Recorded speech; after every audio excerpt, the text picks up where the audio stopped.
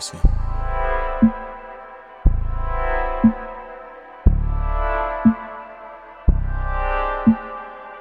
Real Fantasy Podcast.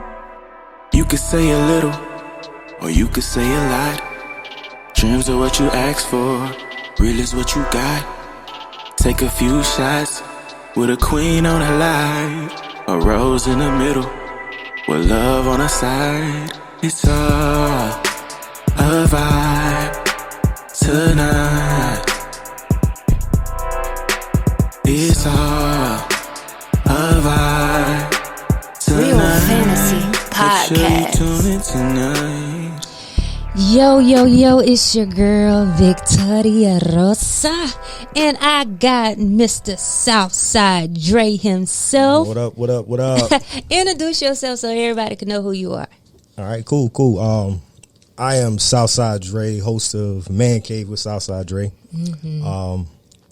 We do a variety of things, but we mainly tackle black relationships, all dynamics, family, and hot topics from time to time. But, you know, we try to figure out what's going on between black men and black women. You know what I mean? Get down to it. I know, by the way, I love your podcast. Are you trying to venture out to do anything more besides that? Besides podcasting, well, we about to get into more live shows and stuff like that. Where you going to broadcast it at? Yeah, somewhere here. Somewhere here. We'll start here because, of course, it's my home, so it's a home base.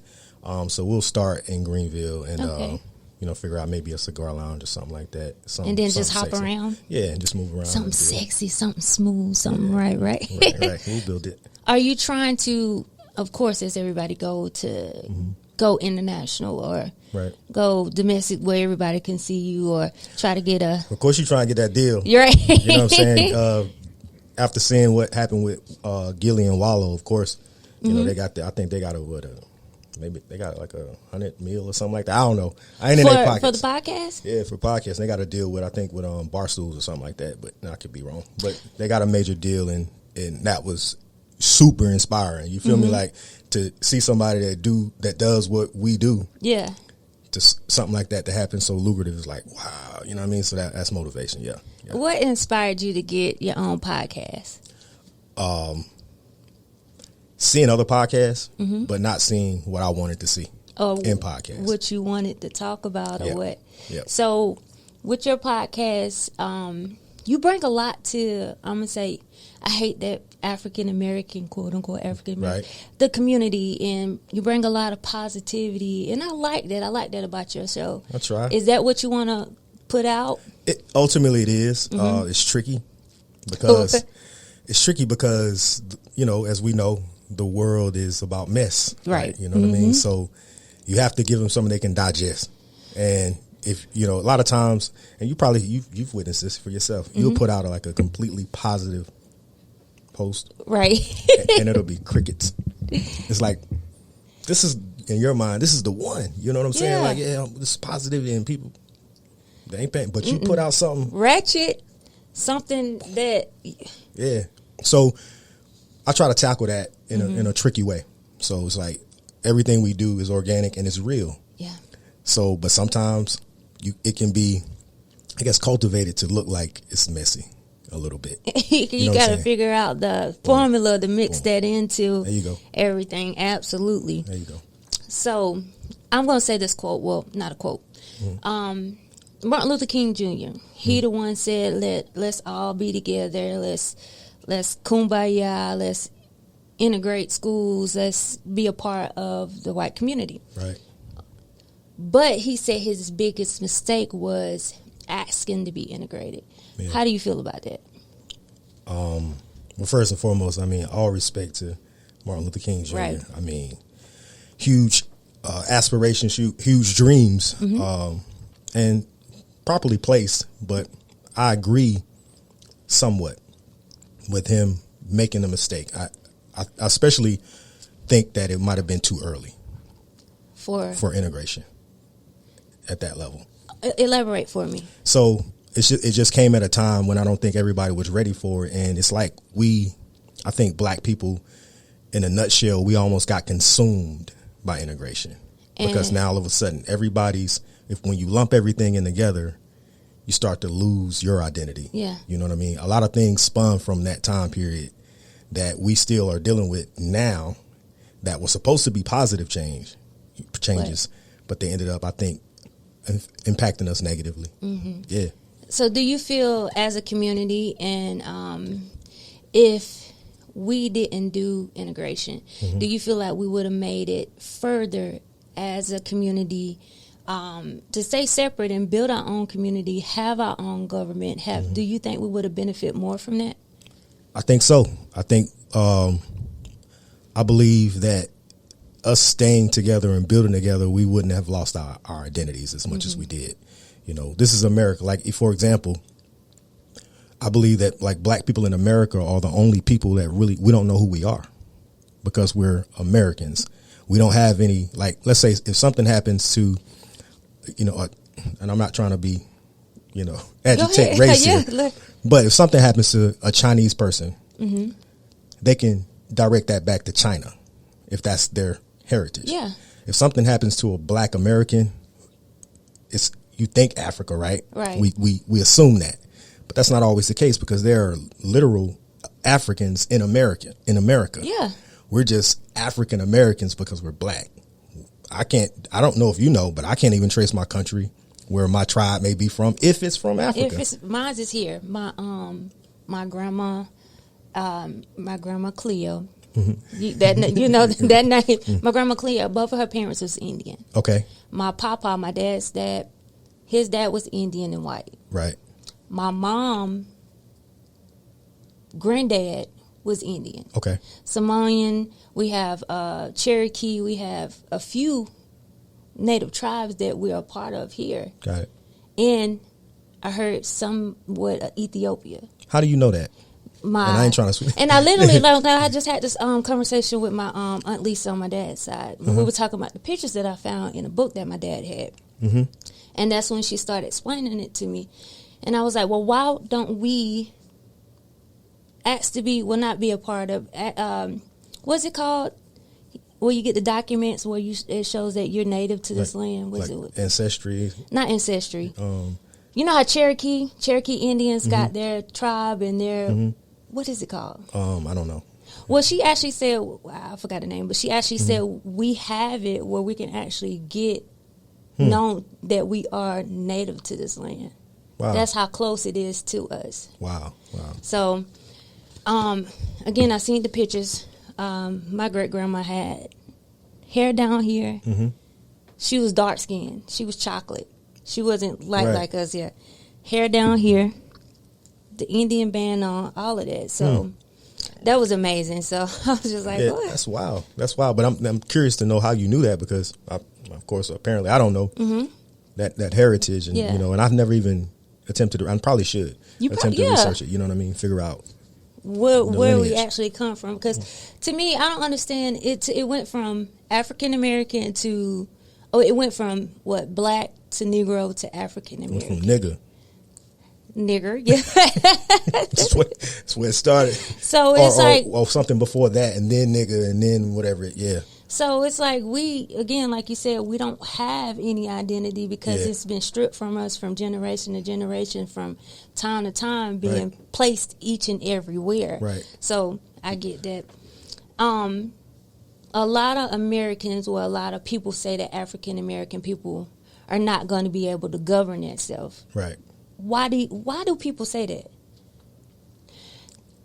Because of the conditioning, because of what they see, because of what society promotes on television as like we're a monolith, like all black people are the same. Yeah. Like we don't have, certain. I got my phone on. Oh, it's okay. But certain stigmas that they associate with behavior that they've seen. Like that's all. But do you feel like that? Like right now, if we had the opportunity to govern ourselves, do you think we'll be capable of doing it? Yeah. You do? We just have to, it has to be the right people, and we have to choose. I mean, America don't do that great at it. They don't. On this, currently, Look you know what I'm saying? Look at Joe Biden right now. Yeah, it can't be hard. Like, right. Or that, you know what I mean? Or not trying to be funny. It's probably very difficult, but if we can do anything, you know what I'm saying? Like, it ain't nothing that anybody on this planet is doing that we can't do. Yeah. Yeah, nothing. I know I don't heard a lot of people say that black people are ignorant. We have the intelligence to do it, but when they see another person doing better, it's like crabs in the bucket. You can't do, or you can't lead us. Why you think you the one? Is that our mindset? Is that the majority of it? Well, I think, and this is just what I believe, but I think the biggest part of that is, I think it's part of our DNA structure now. Yeah, it's it's kind of like embedded, and then if you place certain things in society, it'll keep on perpetuating itself. But I think if you think about it,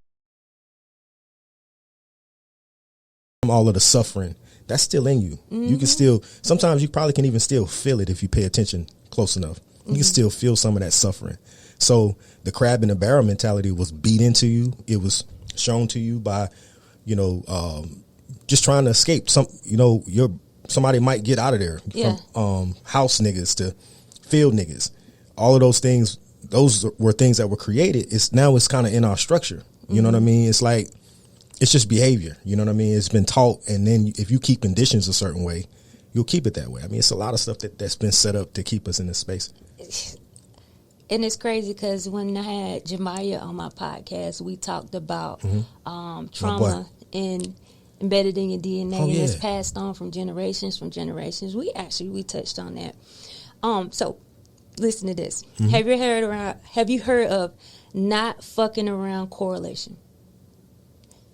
What? NFAC. Have you heard of that before? No. So it's the Black Panthers. I know you heard of that. Yeah.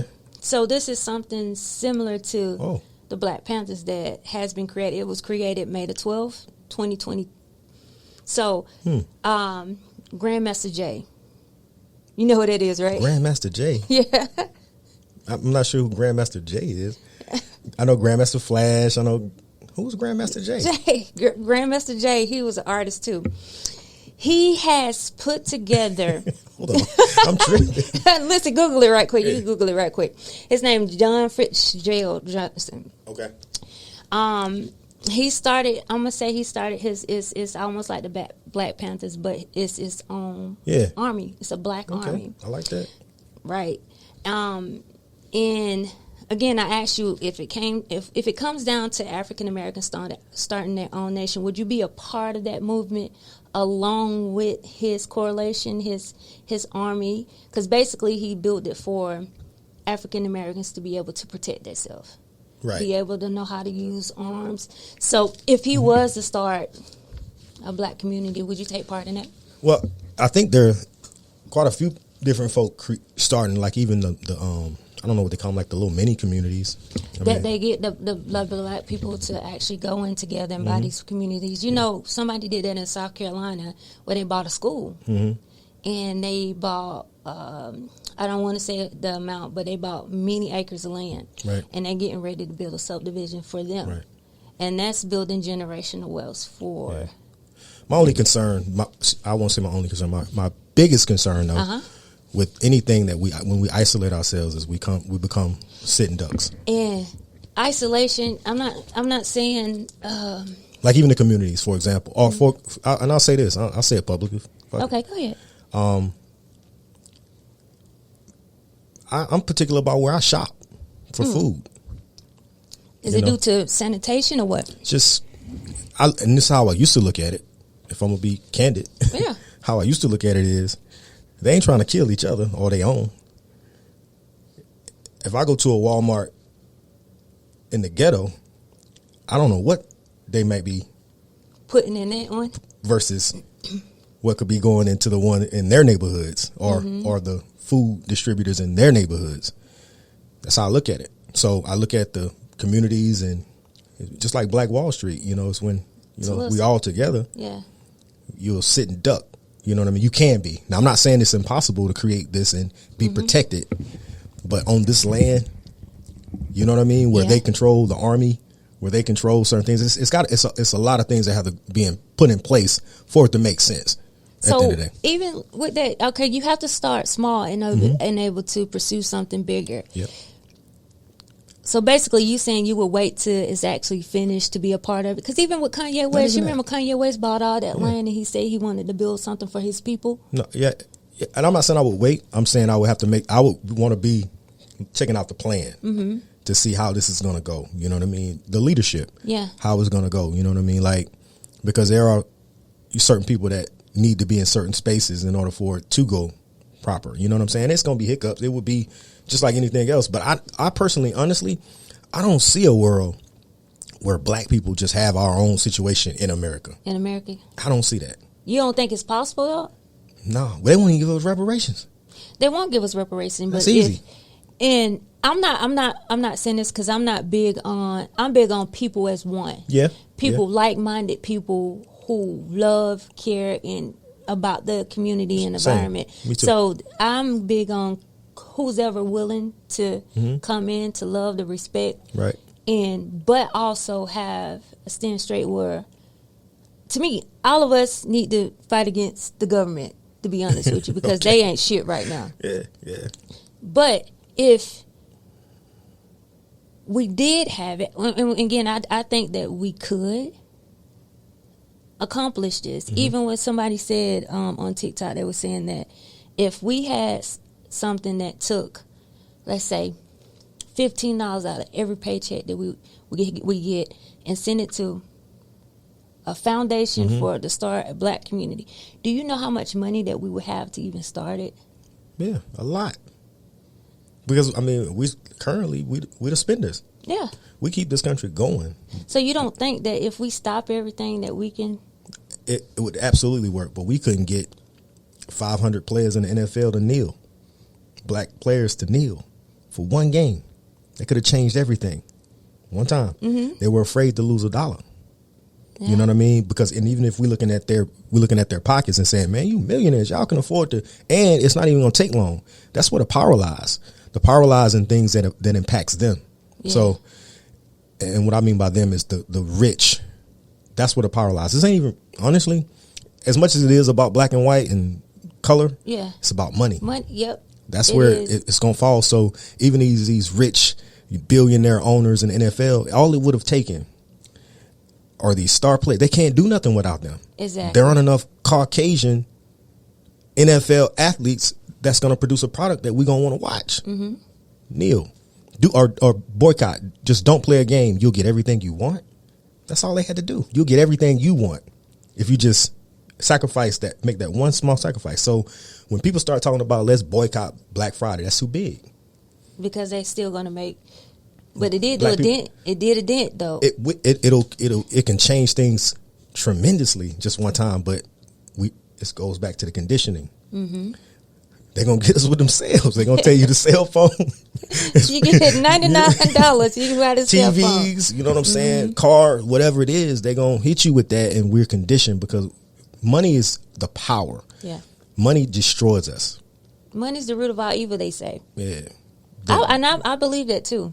I believe money is the root of all evil. Even with love of money.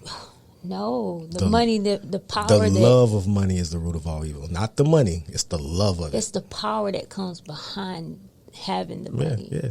But it's not just the money. The money's just an object. It's nothing. It's powerless. But it's the power that comes with it, what you can control. We give it that. Yeah. We give it that because we feel like if you think about it, how many artists sell their soul?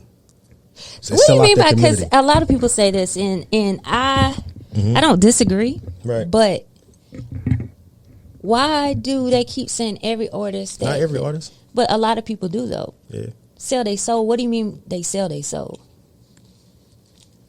If at some point, and look, I was guilty of this myself because I did think I was just speaking my truth, right? But there comes a point where you have to be responsible with your truth. If you're spewing poison, it was recently. I think it was Nicki Minaj came out and said about Future, right? Said all this drug talk he was talking about. He don't even do drugs. Yep. But he was talking about his past. No, he said he ain't never. So he said he's never done it like that. He didn't say he never did drugs, but he wasn't every song, Percocet, all this. He wasn't on it like that. So that's poison because what you are is you're influential. So now you create a whole culture, a drug culture. addict. Yeah, and for what? Who sang the Laffy Taffy? Girl, shake that Laffy Taffy. That was D4L or something like that. Then they do starting to see spaceships on baby. But them boys is really they was influenced the Molly and all of that. I'm gonna say down south, but again, and I had this conversation with Mika last week. Mm-hmm. People need to understand the difference between entertainment and what is real. You don't go watch a movie and say this shit is real. I'm going to portray this. But you do. Who do? We do. I'm going to tell you, I'll give you a perfect example. Give me an example. Give you a perfect example. Many people, and I'll say people right now, but and then I'll say women.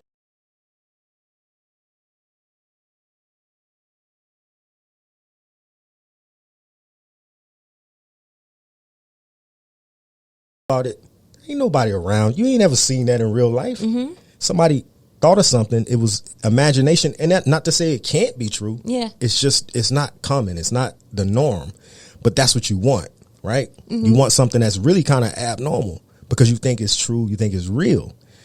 That's the influence. Entertainment is the influence. Music. I'm gonna be real. Like I gaze people like. And people always say you shouldn't judge. We judge. I am going to judge. Yeah, all the time. I'm very opinionated about things. Judgment. You know what I mean? I need to be able to say, "Hey, I don't need to mess with this guy because they own that." Mm-hmm. That's judgment. So, is it judgment or having your own observation of what you want? It's about your boundaries, right? It's all in the same wheelhouse. Like you can say, because people are always saying, "Don't judge this, don't judge that," but no, you need to judge it. Like. That's why they're judges to say guilty, not, you know what I mean? Like it's a real thing. But going back to like the fantasy part of it all. Yeah. Love, like when we see those love stories portrayed, we think that's real. Not all of us, but I often say I don't think that. Well, see, me, I have my own reality though. Think about what some women or some men look for in a mate. Mm-hmm. So if you think about that, you're like, you saw that on TV, really? You didn't see that in real life. I can't. You didn't see that in real life. You saw it on TV or you heard about it. You never, because most of these things aren't real, you know, because love is struggle. Yeah. You know what I mean? Sometimes, you know what I mean? Not all the time, and damn sure shouldn't be. Yeah. But a lot of these things, entertainment influences all. And what I was going to say is I judge a person, like if whatever kind of music you listen to, what the stuff that you pour into your brain, I'm judging you about that. If you always listening to Glorilla or what's the new one now? What? That I think they say they Sexy Red. Yeah, if that's constantly banging, I know that because I know entertainment has it. Think about these phones and what they've done to us. Yeah, all of this stuff has an impact. So yeah, I'm judging that. So I'm like, wait. You know what I mean? Because you're gonna think like that a little bit. You're gonna. But what if you have somebody like me? I love music, so I listen to all types of music. That's different. But you can listen to. I'm not saying you can't listen to those artists. I fucks with them a little bit too. But if that's all you doing and you ride and this is constant, you know, like no, I can't do that. Like you know the City Girls. Yeah, no. You got to switch it up. You know what I'm saying? Do something else because I can't trust that. You know what you putting inside. You know what I mean? It's just like food. You know what I mean? Absolutely. Yeah, what you put in your body is going to spew out. It's real. There. Yeah, but. I'm going back. I'm gonna touch back on to the entertainment. Mm-hmm. I will say, movies. A lot of people know that's entertainment. Yeah. A lot of people, but why they say, well, what's the difference between the two? That's what I'm trying to figure out. Because if you know this is entertainment, then you know what this rapper is talking about entertainment. So why are they taking it to heart? Oh, let's go shoot them up, bang, bang, kill them all. Because it's a more constant, like music is a vibe. It's a vibration. Yeah. You know what I mean? Like things are even on their own frequencies. Right. You know, people produce certain types of music and people don't even realize it's on the back end.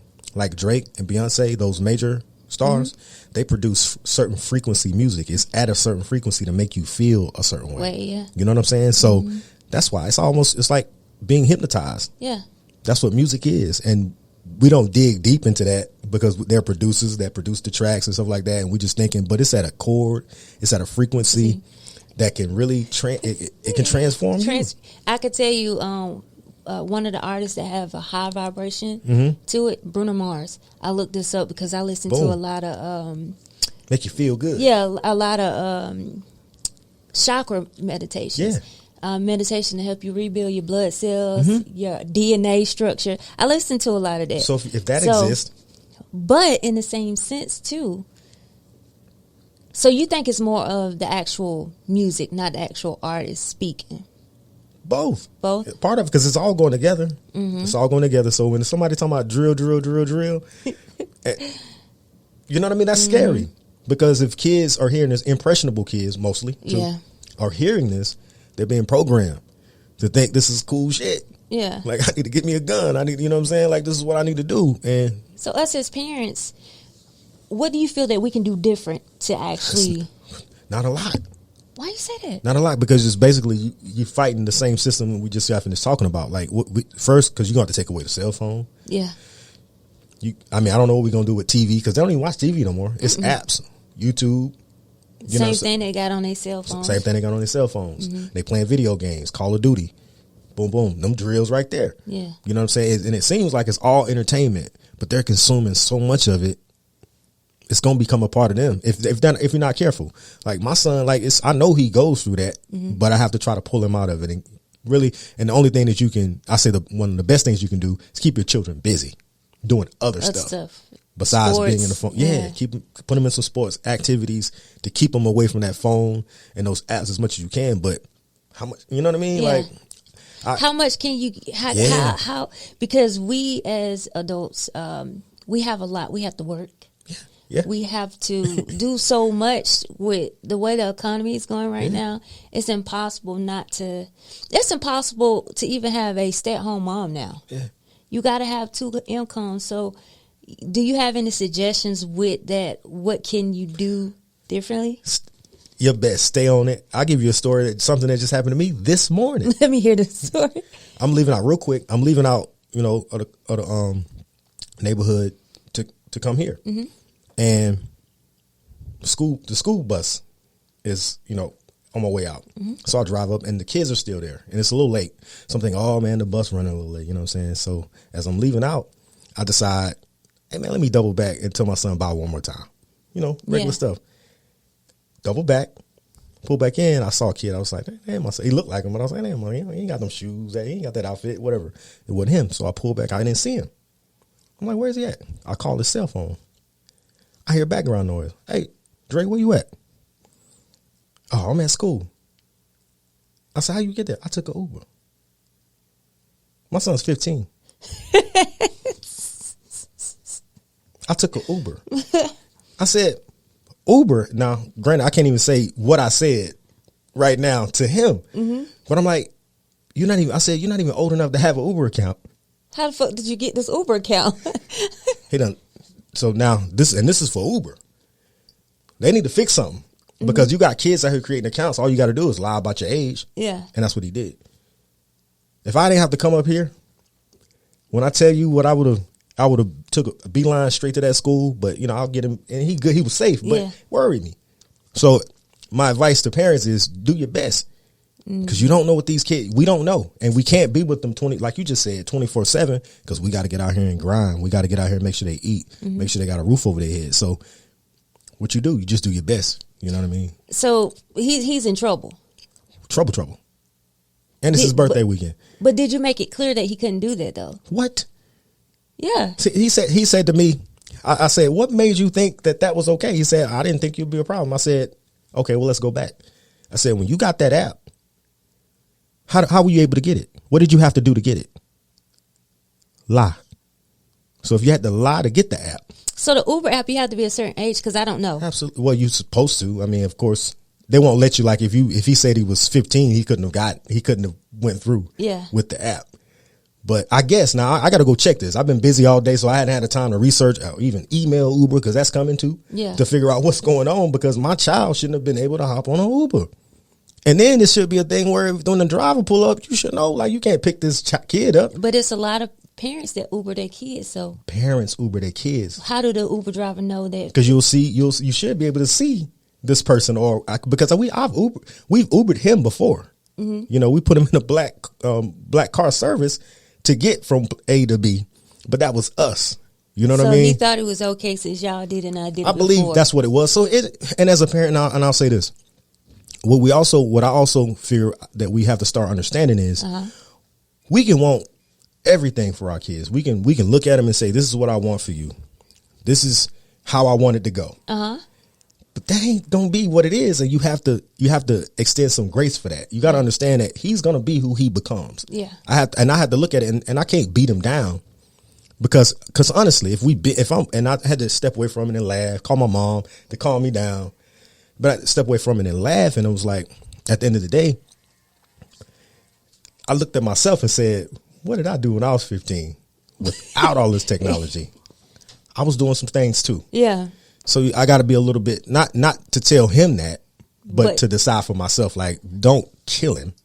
Just, because once you in that rage, it's like. But in that moment, it's fear. Yeah, that's what I was getting ready to say. It's off of fear, like, I'm scared. Like, you could have got kidnapped. They could have child trafficked you. They could have done anything. And I wouldn't have never known because you didn't tell me that you took a fucking Uber. That's it. And you didn't tell me because you knew what I would say. So you knew you was doing something wrong, but now you're trying to play. But like I said, I'm going to deal with it when I get back home. But yeah, that was crazy. But my point is, and he's a great kid. Yeah. You know, like, seriously, he's a great kid. I know that. But this is a mistake he made. You know what I mean? Now we got to build off of that. You know what I'm saying? So I'll extend some grace. He won't see this, but I'll extend some grace because I don't want him to even know that I'm like, I understand a little bit because of the talk that I got to have with him and the exchange of energy I got to have with him is, bro, you can't do that. There are adults that get missing in Uber. Yeah. On an Uber. Yeah. So you're 15. Now you'll be 16 soon, but you're 15 right now. So you can't do that. You know what I'm saying? Oh God, my kid, I got girls and I'm telling you, like, my daughter's getting ready to be 14. She don't do nothing without me knowing. I go through the phone. I check book bags. I do all of this. Right. And I don't do it in their face to like say, oh, I won't let you. I'll let you believe that you have a little freedom. Right. But on the back end, like I'm going through right. Little text messages. I'm going through Snapchat messages. I'm going through all of this. I don't think that's a bad thing. I don't say I think you have to, but I don't disagree with that. And that's too to get a better insight of what is my child thinking. Now do we need to have this? Because I was just saying to somebody, I haven't had a talk with my daughter. How should I go about having a talk with her? Right.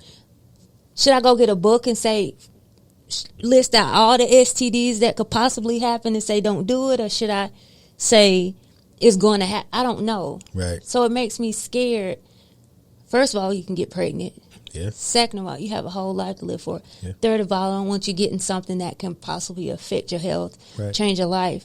So being a mom is the scariest thing in the world, but it's the most beautiful thing in the world. Yeah. And the closest thing to God's love is a mother's love. Right. You don't understand that from being in your womb, that connection is something completely. Oh, I do understand. I had to learn the hard way, but I understand. That's why it's important for guys. Because keep in mind what you just said is so important, right? For guys, we don't get that, right? No. So why do you think that there's so much separation with guys when it comes to their kids a lot of times? Because they haven't been able. That connection. If you don't get that early, you don't even know what it is. That's why moms, it's hard. You know what I mean? Like, no, but you're there through the whole thing. So it's important for a guy, if a woman gets pregnant or girl gets pregnant, it's important for that man or that boy, whatever it is, to be there. Go through it with her. Go through all of that. And then you'll develop that connection and you won't want to leave. Because I could tell you, me being a spiritual being, the spiritual connection that you have, especially if that's the only woman that you're with while she's pregnant. Right. Having sex, the spiritual connection that you connect with that child and that mother, and you're there constantly, is something completely it is different. It's a beautiful thing. It is. And I just, like my dad told me when I got pregnant, he said, baby, I'm just saying this, don't sleep with other men because their spirits can be passed on into your child. Ooh. Which I'm not that type of person to do it, but he let me know. Right. He said, if you're sleeping with the father of your kids and you feel like he's doing something, don't have sex with him or have have protected sex. Wow. And at the time, okay, I'm 23 when I had my first child, when I got pregnant. I understood, but didn't understand. Right. Until I got a little older. Because that's why a lot of women can understand or experience that their man is cheating, especially if the woman is loyal. Right. The energy, the emotions, this upsetness that you have. Or Y'all be wrong a lot about it, though, too. Hey, I'm going to tell you. Y'all be wrong a little bit. I ain't never been wrong. Ever? Never. You was able to prove it? When the intuition comes on, Yeah. I don't speak on that intuition. You just know, okay, the intuition's there. Now you do your I due go diligence. to go. And you find it. Yeah. But you look for something, you don't find it. And that's what a lot of people say, but half of the time, I'm going to say 80% of the time, it found me.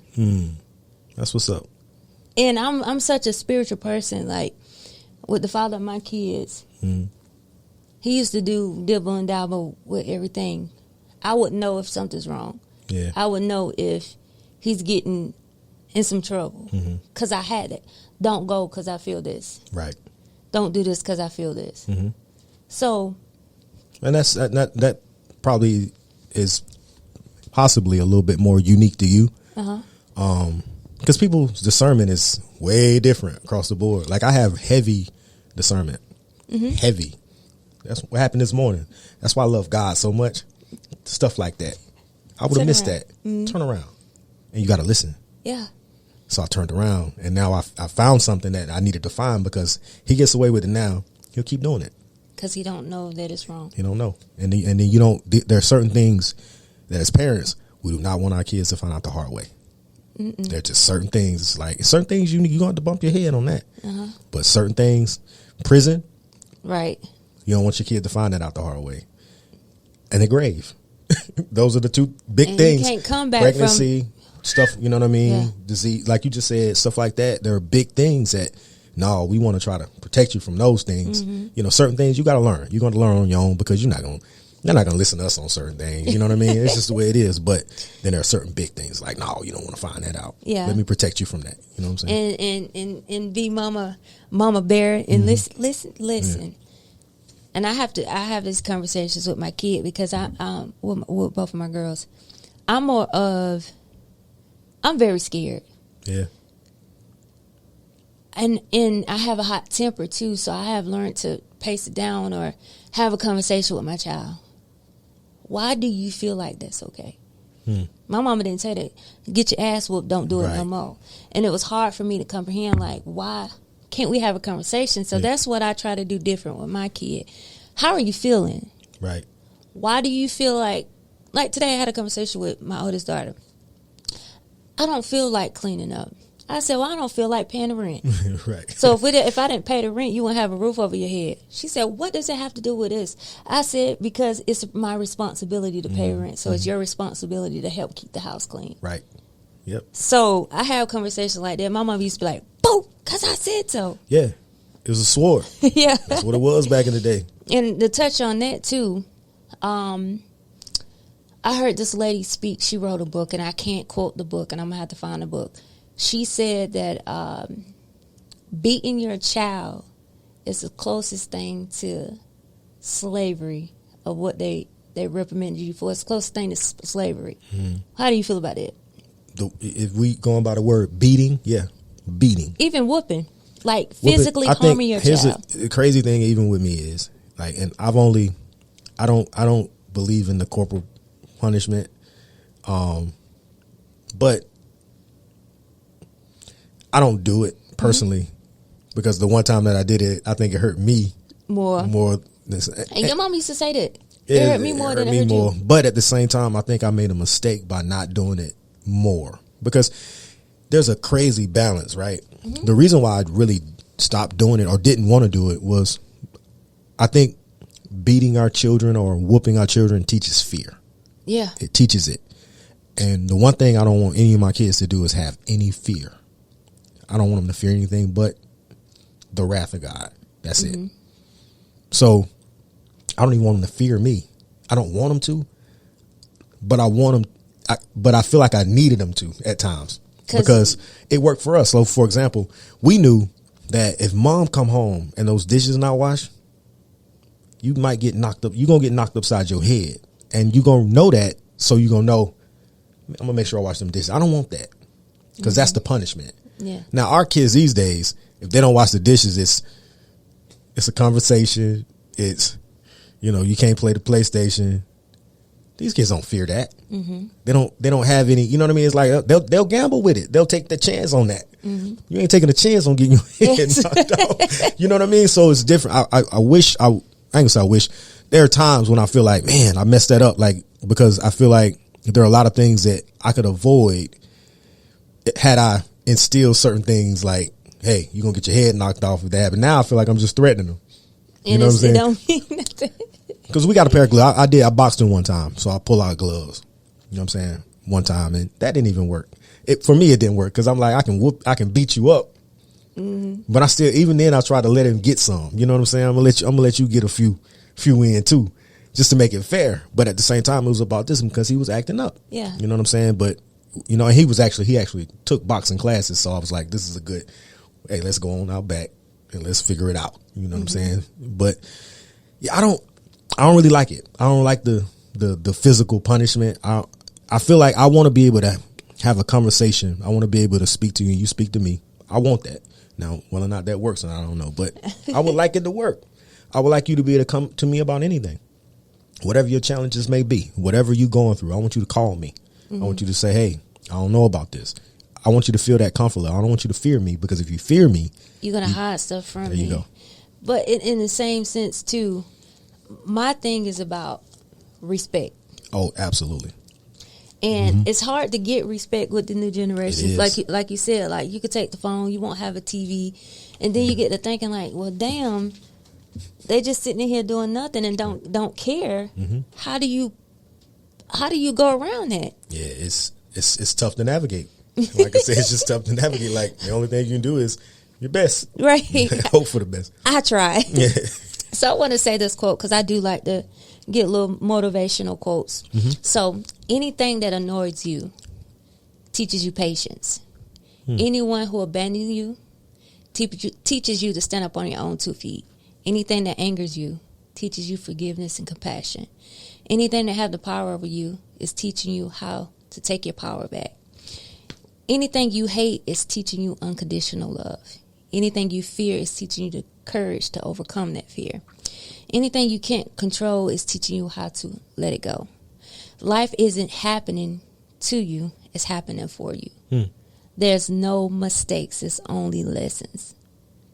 So, how did that make you feel? Did that make you think, or, What it made me think about was, it took me back to fear again. Because one of the things that I do believe is, or I believe, and I work on it all the time. I was raised to worry.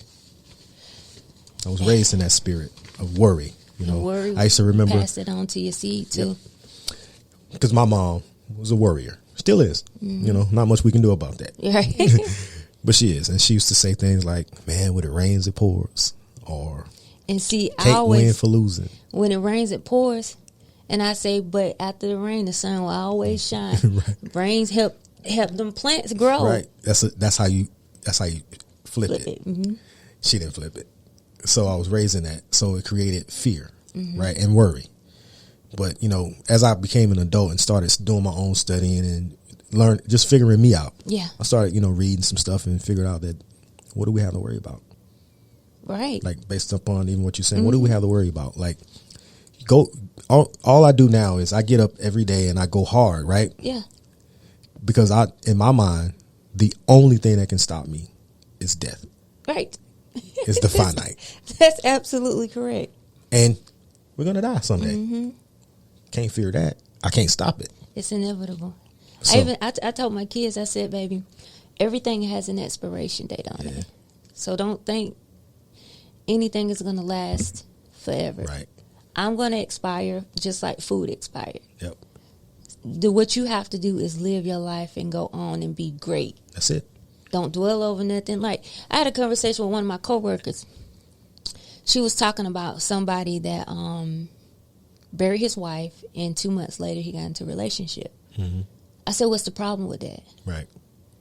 Oh, flowers didn't even grow on their grave long enough. I said, if I die, I expect my spouse to move on and be happy. Mm-hmm. Don't dwell over my dead body. Don't cry over my dead body. Live life and enjoy the moments that you had with me. Right. And grow from it. Mm-hmm. If you with me and I taught you something, hopefully it's, if I pass away, it's teaching you how to teach the next person, treat the next person better than you ever could. Right. Don't dwell on the past. That's a beautiful thing. Problem is, I've been in situations where like I might have a homeboy close, like a brother, pass away, and it's very hard for me to to accept when their spouse moves on for them. But why? Because I still see him. You know what I mean? I still see that, no matter what. It's like, and then sometimes it's just difficult. You question. Did she love him? No, not exactly. I wouldn't say that, but it still is.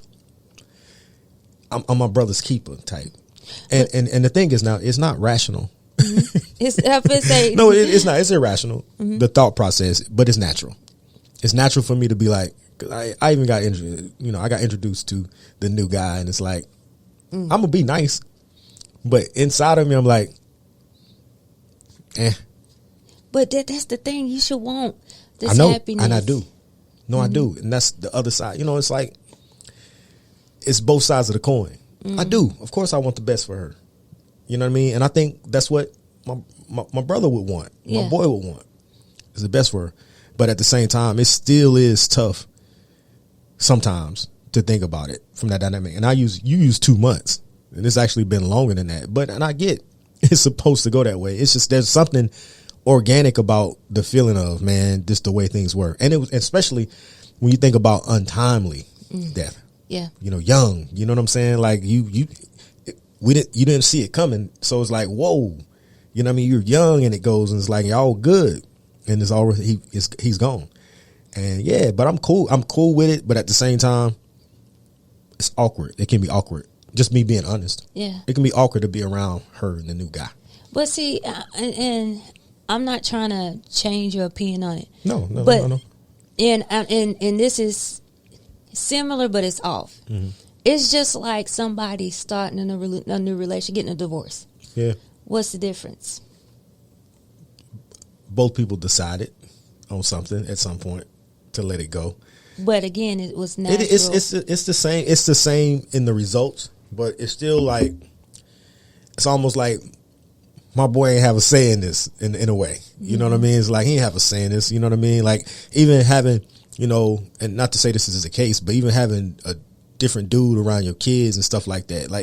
And like I said, I'm able to admit this is irrational thought. It's not. It doesn't make any sense. Yeah. But it's how I feel. Right. I can honestly say that's how I feel, and I work on it. You know what I mean? Because I know logically this doesn't make any sense. Yeah. But at the same time, it's like I said, when I met him, I'm like, "What's up?" You know what I mean? I mean, I keep it cordial, but I don't fuck with you. That's what it is. You know what I mean? Like we ain't gonna be boys. You know what I'm saying? You can't replace my brother. You know what I'm saying? Like that's how I feel. But, I get that. It's just pick a side. Yeah, and it's cool. Like I respect it. I do. Mm-hmm. And I respect her. You know what I'm saying? So I respect all of it. But at the same time, I can't sit here and pretend like I'm.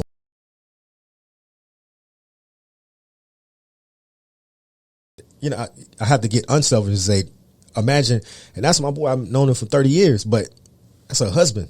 He's gone. So she's dealing with a lot. You know what I mean? So to see her happy or to see her moving on is special. It is something that I appreciate seeing that. But at the same time, there's the other side is like, yeah, whatever, dude. Yeah. You know well, happiness is for the person that it's meant for. And it's, So I talked to you before we came in. I asked you, are you drinking anything? Do you want wine? Do you want liquor? And you told me you were drinking water. Yeah. Beforehand, so I want to speak on why did you used to drink? I think, I got started drinking it's just social. Social. Just social drinking. It's just everybody's doing it. Mm-hmm. You know, it kind of relaxes you. I guess, you know what I mean? But I'm kind of like, I'm an introvert. I can be an introvert, especially in large crowds. So it would probably help me with that. You know what I'm saying? Before I would drink, because everybody else is kind of drinking, you know what I'm saying? And I started drinking early too. Like I started drinking, I might have been 15 years old, you know what I'm saying? Just hanging out with the old wet behind the ears, just drinking. Oh, let me do this because I see this person. Hanging with the old guys, you know what I'm saying? They had you in all kinds of spaces to where this is what's going on, you know what I mean? So I started early, but yeah, socially. Mm-hmm. So drinking, I started drinking. I could say that I was an introvert, but I was social as well. Yeah. When it came to drinking, I started drinking. Then I started having fun. Mm-hmm. Then alcohol actually became I got codependent on it. Yeah. I used to have anxiety, and I'm like, well, let me have a drink just to relax. Or let me have a drink because I'm stressed out, I'm upset. This is going to loosen me up. And I actually got dependent on alcohol. Mm-hmm. And mentally, it's like, okay, now I need a drink. Now I'm drinking. Now I'm stimulated. Now I want to have sex. Mm-hmm. Now everything that I do is based around alcohol. Right. And I realized in alcoholism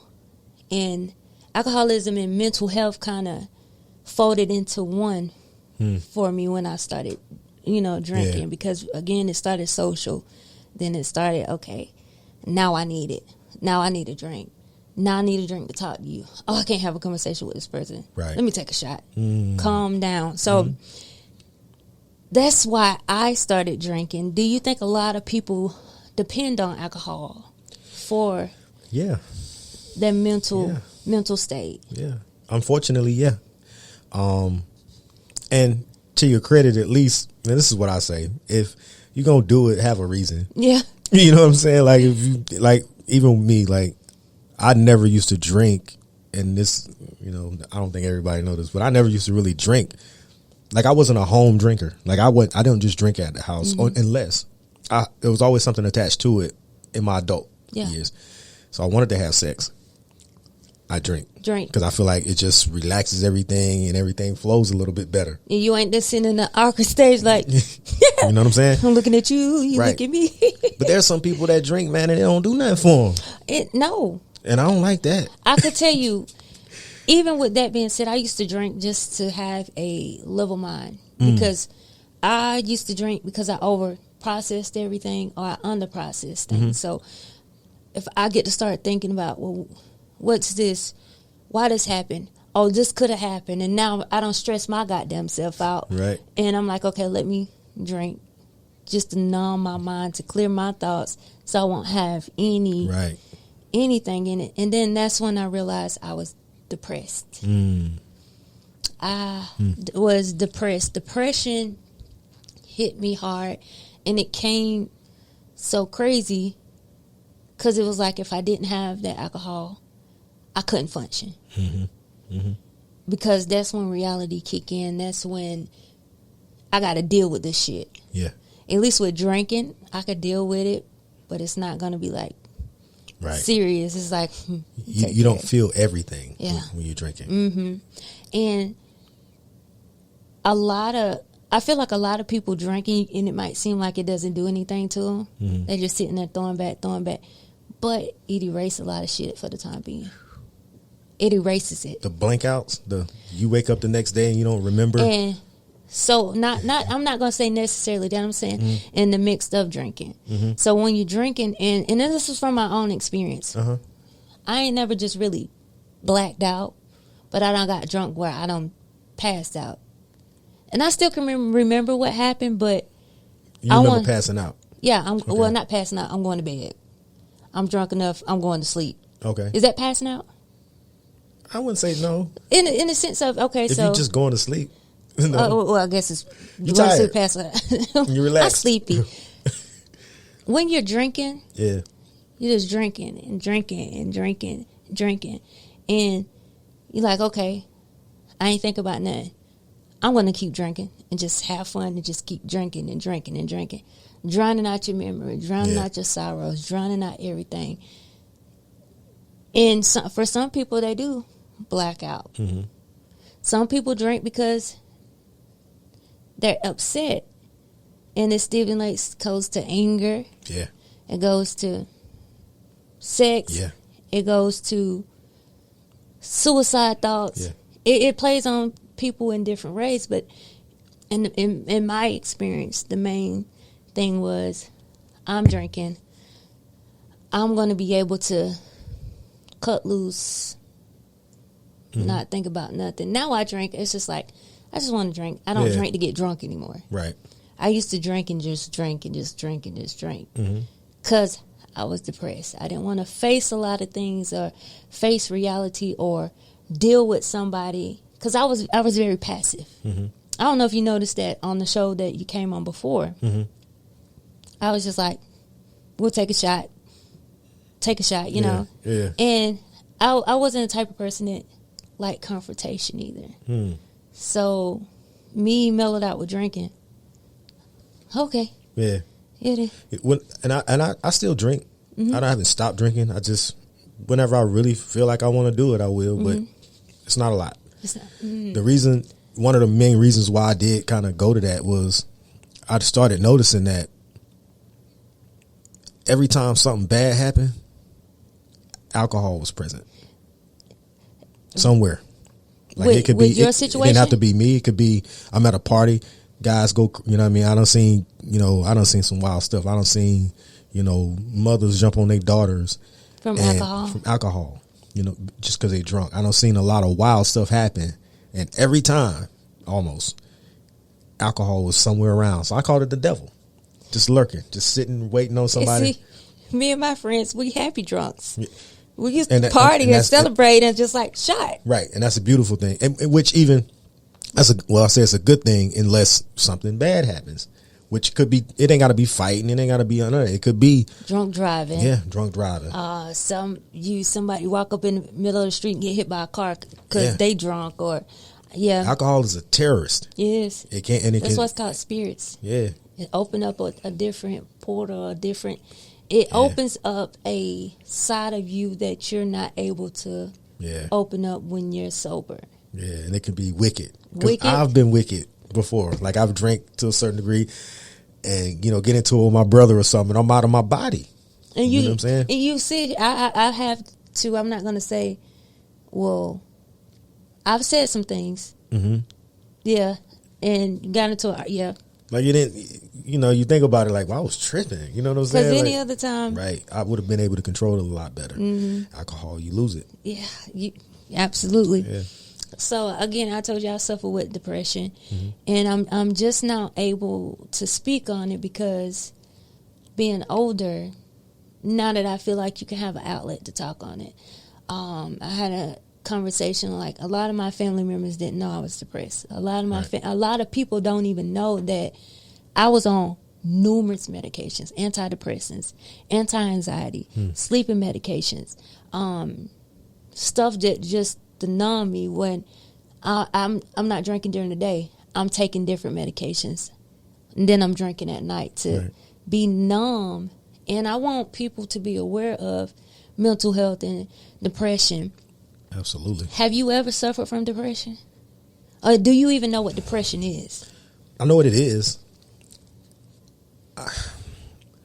If I did, I'll say this. If I did, I wasn't diagnosed. I'll say that. But if I did, it was probably in my earlier 20s, somewhere around there. And it's actually a time when I was doing music and stuff like that. Because, I probably, if I want to find out, all I need to do is go listen to the music. That you were right. Because, there was a time when I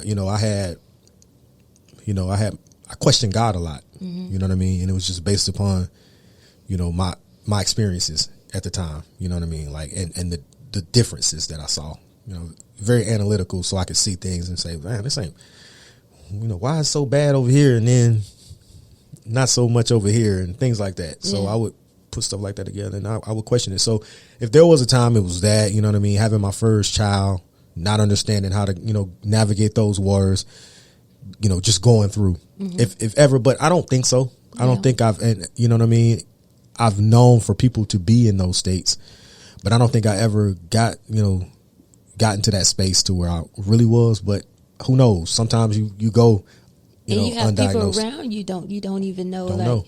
Did you know out of every 10 people is one person that's depressed? So can you imagine like walking downtown and out of every a lot of people are depressed. And I wanted to kind of touch on this. Do you think depression stems from family or is from society? Do you think that's where depression comes from? And again, we talked about what was coded in your DNA and generations that's passed down.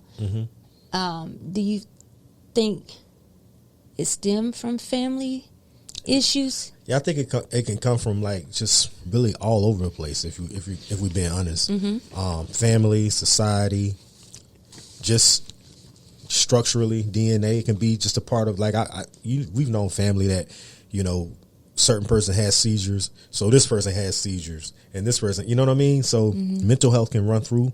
I think mental health can actually run in families. You know what I mean. Mental health issues depression can run in a family. You know what I mean, just as lineage. But I think it's a lot of things, a lot of factors play a part in it. Society is a major one. Yeah. You know what I mean? It's only gotten worse now because I think one of the main things or the main stems for depression is comparison. It's looking at yourself and then looking out of yourself and seeing the world and comparing.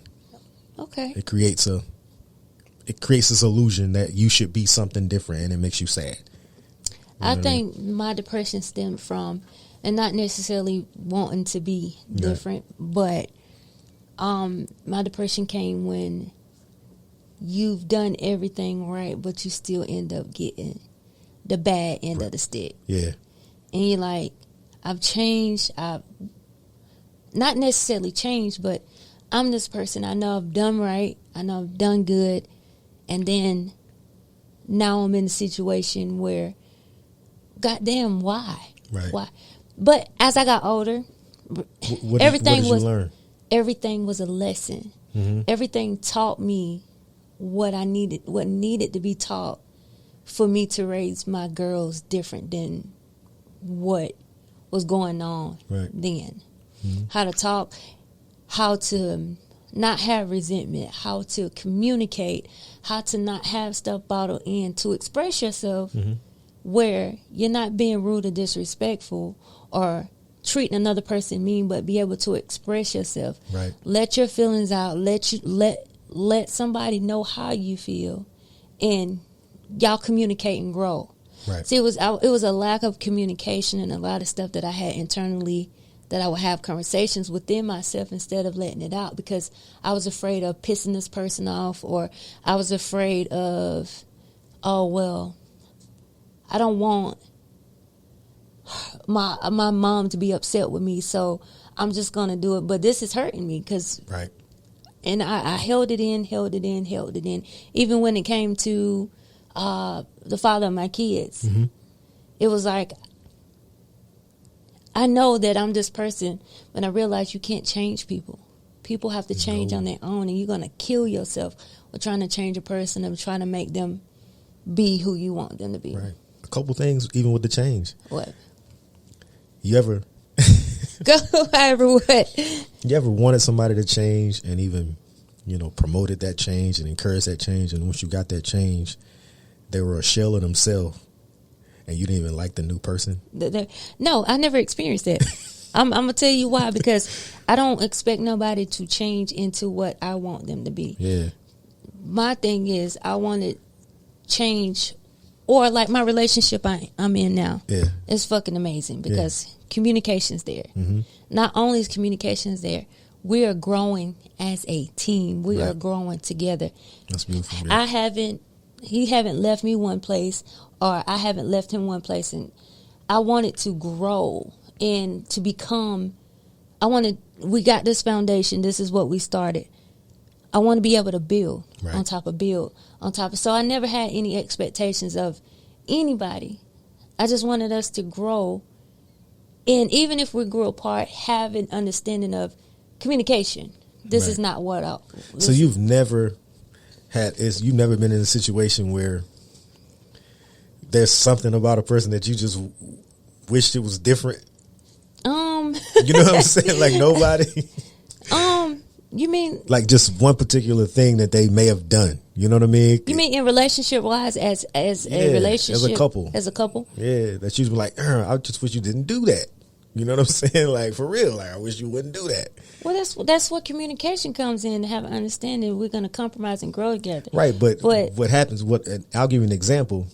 When sometimes you can take something away from a person, and they're not the person you want to be with anymore, because that is a thing. That's the core of them. That's a thing. It ain't even got to be the core. It's just something that made them who they are. That's the thing. It's like you love them for who they are, and so if you take this part away, it's gonna be they're not. Yeah, they're not the same person anymore. So they're not who you really like. They need this piece over here. This thing that bothers you. I haven't. I can't say I have experienced that. Because I have, and I hate it. I hate it. I ain't gonna say hate it because it's a strong word, but I really regret it going down that path of trying to change or fix something, because once it was changed, it wasn't the same person no more. And I'm like, wait, you lost I lost something. I want that back. It's too late. Like you might lose. You ain't wild and freaky no more because this got taken over. You know what I'm saying? Like you lost that. Well, that's what you asked for. It is. Regret. And that is the regret. That's absolutely regret. But see, I think that has happened to me before. Mm-hmm. And I had to explain. Happened to you, or you did it, or somebody did that to me. You? You changed yourself. And the change that they thought they were getting, I changed myself to make myself better. And they were like, well, you don't do that no more. That's what I'm talking about. I'm sorry. I mean, you asked for it. Took that away. And I'm not saying it necessarily took it away. Well, why do you do this? Or something needs to change. And I decided to change what I feel like is incorrect to grow. Yeah. And that's not the part that they wanted taken away. Right. I'll never try to change anybody ever again. No, you just got to let them grow. Bloom like a flower. Ever again. Just ever. bloom. It is what it is. Like grace. Grace. And with that being said, never change the person that you're with. Just let them grow. It's either you're going to outgrow each other, but don't try to take away something that was almost a gift. Yeah. It's like taking things for granted. Don't take it for granted. That's right. I totally agree. So, again, it's your girl, Victoria Rosa, and we have Soufside Dre. And can you tell them where they can find you at? All platforms. Just look for us at Mancave Pod on all your platforms, or Mancave with Soufside Dre, of course, on all your platforms. And we appreciate you pulling up, subscribing, following, sharing, commenting, join the conversation.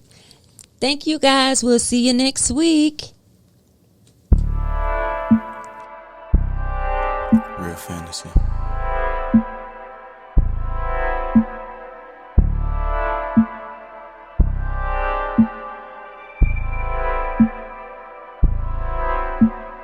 You could say a little, or you could say a lot.